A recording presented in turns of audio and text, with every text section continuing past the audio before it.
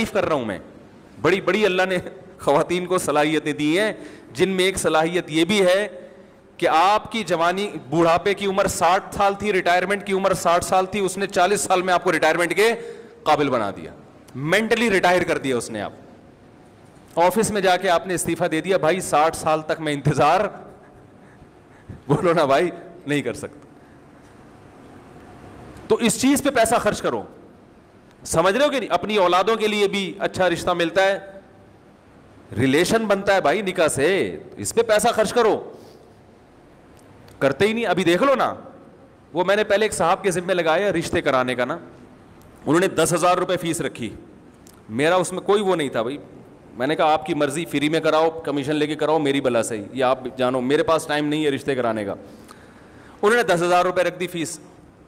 انہوں نے کہا اگر کوئی ایکسٹرا آرڈینری اچھا ہوگا تو 1,00,000 روپے لوں گا. ان کی مرضی, جیسے جو چاہے کرے وہ.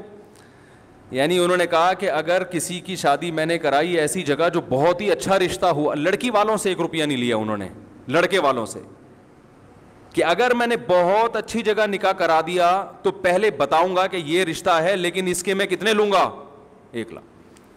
تو انہوں نے جو مجھے رپورٹ پیش کی, ایسے ایسے کنجوس کمبخت جن کی آمدن ہے 1,00,000 روپے کما رہے ہیں ماہانہ, انہوں نے کہا 1,00,000 ہم دینے کے لیے تیار, حالانکہ رشتہ بہت اچھا, ان کو پسند بھی آ گیا. تو میں نے ان سے کہا کہ جو کمبخت جس کے پاس پیسے ہوں اور اس کو اچھا رشتہ مل رہا ہو اور اس پہ 1,00,000 روپے خرچ کرنے کے لیے تیار نہیں ہے, وہ اس قابل نہیں ہے کہ اس کی آپ شادی کرائیں. وہ بیوی کی قدر, جو کمبخت ابھی حصول کے لیے 1,00,000 روپے خرچ نہیں کر رہا, تو اس کو روکنے کے لیے کہاں سے خرچ کرے گا. نہیں یار, یہ بات میرا خیال ہے یار, کنجوسوں کا اس دنیا میں کوئی گزارا نہیں ہے, یاد رکھو. ان کی قسمت ہے کہ وہ پٹتے رہیں اور موت تک پٹتے رہیں وہ. اور اگر آپ کے پاس نہیں ہے تو پھر معیار گراؤ اپنا. دنیا کا اصول ہے بھائی. بھائی گوشت خریدنے کے پیسے نہیں ہیں تو گوشت والے کو جا کے مت بولو کہ قیمت کم کرو, آپ کدو کھا لو. آپ بولو اللہ نے مجھے گوشت کی صلاحیت نہیں رکھی, کوئی بات نہیں, دنیا میں بہت سے کدو کھا کے بھی زندہ رہتے ہیں. ابے کیا ہو گیا, غلط کہہ رہا ہوں کیا میں؟ لڑکی کا باپ تو آپ سے مہر زیادہ لے گا, اس کو پتا ہے میری بیٹی کی یہ خصوصیت ہے, ایجوکیٹڈ ہے, پڑھی لکھی ہے, خوبصورت ہے, کم عمر ہے, اس کا حق ہے کہ وہ بولے بھائی اس کے مہر میں زیادہ لوں گا, اس کا حق ہے. اس کو ترغیب دی جا رہی ہے سستے میں, یعنی دیکھیں اتنا مہر اسلام میں اچھا نہیں ہے, پسندیدہ نہیں ہے, دیکھیں ایکچولی. تو بھائی اسلام میں سخاوت بھی تو ہے نا. گاڑی پہ کم بہت تو اتنے پیسے خرچ کر رہا ہے, رکشے پہ اتنے پیسے خرچ کر رہا ہے, کھانے پینے پہ اتنے اڑا دیتا ہے. تجھے اگر اچھا رشتہ مل رہا ہے, اس بیس پہ لڑکی والے تجھ سے زیادہ مہر مانگ رہے ہیں, یا جو نکاح کرانے والے ہیں وہ زیادہ کمیشن مانگ رہا ہے, تو اس میں کیسی کنجوسی بھائی؟ آپ بولو یار یہ تو اللہ آپ کا بہت بڑا احسان, اگر مجھے اچھی بیوی مل گئی اور میری زندگی بن گئی, 1,00,000 کے بجائے میں 2,00,000 روپے دوں گا آپ کو. آپ ایسے بولو, میں ایسے ہی بولتا ہوں, تبھی میری 3 ہوئی ہیں الحمدللہ. ایسے تھوڑی ہو گئی بیٹھے بیٹھے.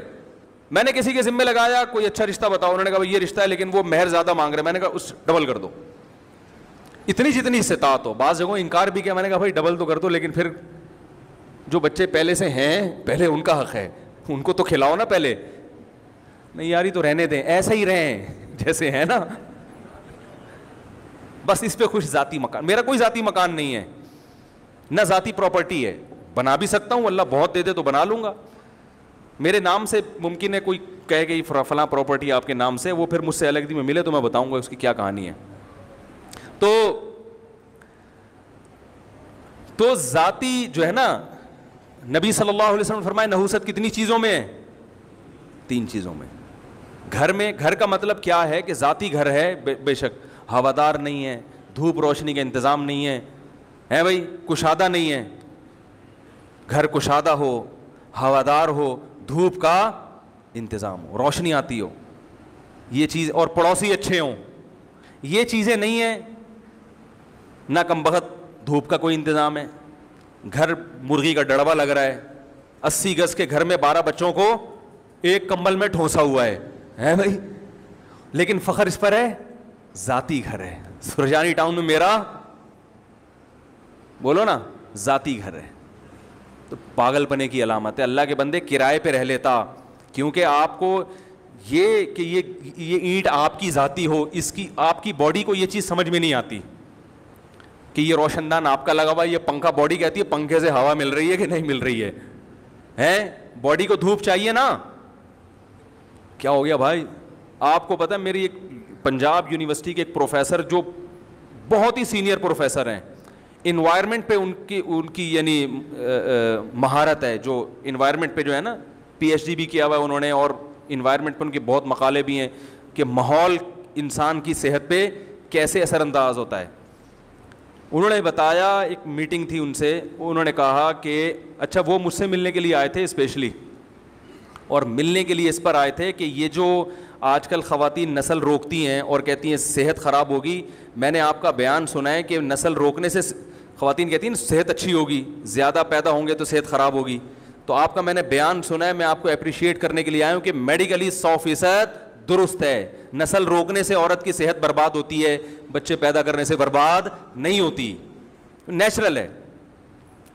تو لاہور میں اسپیشلی ملنے کے لیے آئے تھے, اس پہ اپریشیٹ کرنے کے لیے کہ کہہ رہے ہیں کہ کرو, یہ ماحول نے جو ہے نا یہ سب لوگوں کو الو بنا دیا. تو وہ اس پہ کہہ رہے تھے کہ گھر میں دھوپ اور ہوا کا انتظام صحت کے لیے بے انتہا ضروری, روشنی آنی چاہیے گھر کے اندر. اور آج کورڈ گھر بنائے جا رہے ہیں, اے سی میں بیٹھے رہتے ہیں 24 گھنٹے, بیڑا غرق ہو رہا ہے صحتوں کا. تو خیر, تو گھر میں ان چیزوں پہ پیسہ خرچ کرے, بے شک کرائے کا ہو, کھڑکی کھولو تو ہوا آئے, سمجھ رہے ہو, روشنی آئے اور کشادہ ہو, اسپیس ہو رہنے کے لیے. تو یہ پڑوسی اچھے ہوں, یعنی ماحول اچھا ہو ارد گرد کا, ایسا نہ ہو ایسے ایریا میں رہنا شروع کر دیا کہ بچے آپ کے چور بن رہے ہیں. سارا دن وہ پڑوسی بھی کہ ابا چرس پیتے ہیں, وہ اس کے ساتھ جو پڑوسی رہتا ہے وہ ان کی بیٹی گھر سے بھاگی ہوئی ہے, پتہ ہی نہیں ایک ہفتے سے کہاں ہے. ادھر والے جو پڑوسی ہیں ان کی بیگم ابھی تک واپس نہیں آئیں. تو ان چیزوں کا اثر کس پہ پڑتا ہے بھائی؟ آپ کی اولاد پہ پڑے گا نا. جب بچوں کو پتہ چلے گا, آپ کی بیگم کو پتہ چلے گا وہ تو ابھی تک واپس نہیں آئی, تو کوئی اتنا بڑا مسئلہ نہیں, میں 3 دن میں آ جاؤں گی, ٹھیک ہے نا, میں تو پھر بھی ان سے اچھی ہوں. تو یہ سب چیزیں کیا کرتی ہیں آپ کے گھر کے ماحول کو خراب. نیک لوگوں میں رہنا چاہیے, اچھے لوگوں میں, پڑھے لکھے لوگوں میں, اس کی بڑی ویلیو ہے, اس کا بڑا فائدہ ہوتا ہے. سخی لوگوں میں رہنا چاہیے کہ آپ کو کوئی پریشانی ہو تو وہ آپ کے کام آ سکیں. سمجھ رہے ہیں کہ نہیں سمجھ رہے ہیں؟ تو پہلے پیسہ خرچ کریں کھانے پہ, اچھی بیوی, اور پھر جب اچھی بیوی مل جائے اس کو روکنے کے لیے بھی اس پہ پیسہ خرچ کریں. کنجوسی کی وجہ سے اگر آپ کی بیوی آپ سے بھاگ گئی تو یہ آپ کا ذاتی گھر, یہ آپ کے کچھ کام نہیں آئے گا. تو اگر کرائے پہ رہ لیں لیکن بیگم سے کہیں کہ بیگم اچھا کھائیں گے, اچھا پہنیں گے, اچھی سواری رکھیں گے, سوئٹزرلینڈ جائیں گے گھومنے کے لیے, پھر اگر پیسے بچ گئے ذاتی گھر بھی بنا لیں گے. بیگم کو یہ باتیں سمجھ میں آئیں گی نہیں, لیکن انشاءاللہ اس پر عمل کریں گے, ریلیشن کیا ہو جائے گا؟ بولو نا بھائی. اچھا اگر ذاتی گھر بنا لیا, نہ اچھا کھلا رہے ہیں نہ اچھا پہنا رہے ہیں, تو وہ 3-4 دن تک تو اس کو احساس ہوگا میرا ذاتی گھر ہے, اس کے بعد وہ یہ بھول جائے گی, ٹھیک ہے نا. پھر روز روز لڑائیاں ہوں گی, کمبخت ڈبو کے مفتی صاحب کا بیان سن لیا بٹ ڈبو کے کھانے کا اپنا مزہ ہے, ٹھیک ہے نا, اسی پہ ٹرخا رہا ہے. نہ علاج کے پیسے ہوں گے نہ تعلیم کے پیسے ہوں گے.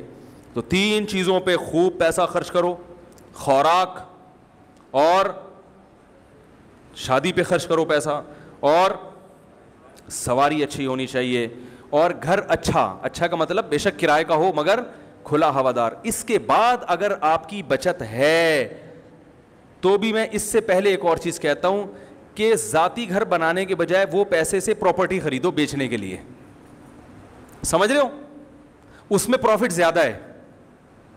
بڑے بڑے تاجر ہم نے دیکھے کرائے پہ رہتے ہیں, جتنا پیسہ گھر کے میں وہ تجارت میں انویسٹمنٹ کرتے ہیں, کہتے ہیں اس سے ڈبل کر لو بھائی, کیونکہ گھروں کی قیمتیں اتنی اسپیڈ سے نہیں بڑھتی جتنی پراپرٹی سے. پراپرٹی سے جب پروفٹ آنا شروع ہوگا تو آپ نے جو ڈیفینس میں 1000 گز کا بہترین بنگلہ کرائے پر لیا ہوا ہے تو 2 بنگلے رینٹ پر لے لو آپ, اور انہیں ملا کے فٹ بال کا میدان بنا دو.